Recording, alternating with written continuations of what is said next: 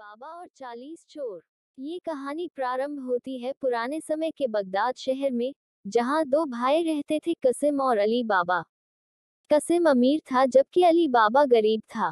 अली बाबा अपने परिवार का भरण पोषण करने के लिए लकड़ियां काटता था। एक दिन जब वह जंगल में लकड़ियां काट रहा था, उसने एक गिरोह की आवाजें सुनी। वह पेड़ की ओट में छिप गया और देखने लगा कि क्या हो रहा है। गिरोह के हिस्सेदार घोड़े पर सवार होकर आए और उन्होंने एक बड़ी चट्टान के पास रुककर कहा, खुल जा सिम सिम। चट्टान अलग हो गई और एक गुफा प्रकट हुई। सारे चोर गुफा के अंदर चले गए और जब वापस लौटे तो उनके हाथ सोने और रत्नों से भरे हुए थे। चोरों के चले जाने के बाद अली बाबा ने भी वही वाक्यांश दोहराया, खुल जा सिम सिम, और गुफा में चला गया। वहां उसने अनगिनत खजाने देखे।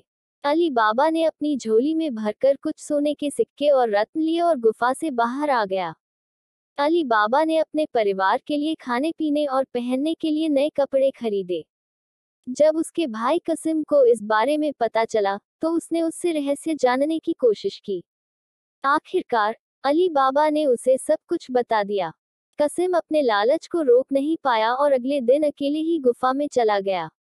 उसने खुल जा सिम सिम कहकर गुफा को खोला और अंदर चला गया। उसने बड़ी मात्रा में खजाना इकट्ठा किया, लेकिन जब वह बाहर निकलने का समय आया तो वह वाक्यांश भूल गया। वह गुफा में ही फंस गया। चोरों ने जब गुफा के अंदर कसिम को देखा तो उन्होंने उसे वहीं मार दिया।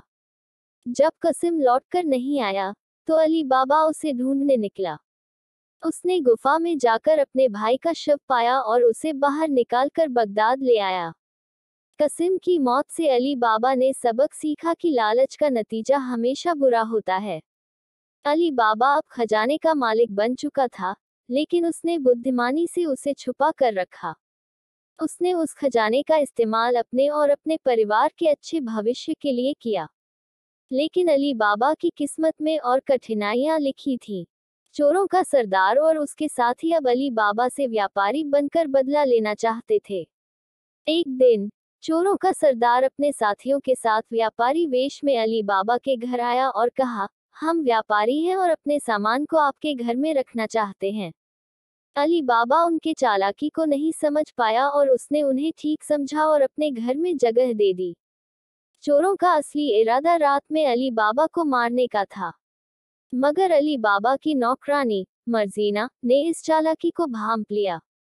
उसने एक तरकीब सोची और चोरों का ध्यान भटकाते हुए अपने बुद्धिमानी से सभी चोरों को बेहोश कर दिया। रात के समय मर्जीना ने अली बाबा को सब कुछ बताया। तब अली बाबा ने चोरों को उनके ही जाल में फंसाते हुए उन्हें बंदी बना लिया। चोरों का सरदार भी पकड़ा गया और अली बाबा ने उसके साथ मर्जीना की शादी कर दी, जिसने उसके परिवार को बचाने में महत्वपूर्ण भूमिका निभाई थी। इस प्रकार अली बाबा अपने परिवार के साथ सुखपूर्वक रहने लगा। उसने मर्जीना की मदद से अपने खजाने का सही उपयोग किया और गरीबों की सहायता की। उसने सिद्ध कर दिया कि ईमानदारी और बुद्धिमत्ता के साथ काम करने से सभी बाधाएं पार की जा सकती हैं। उनकी कहानी एक उदाहरण बनी कि जब ईमानदारी और नेकदिली से काम किया जाता है तो कठिनाइयों का सहज पार होना निश्चित है। अली बाबा की अमीरी और मर्जीना की समझदारी से उनका परिवार हमेशा खुशहाल रहा।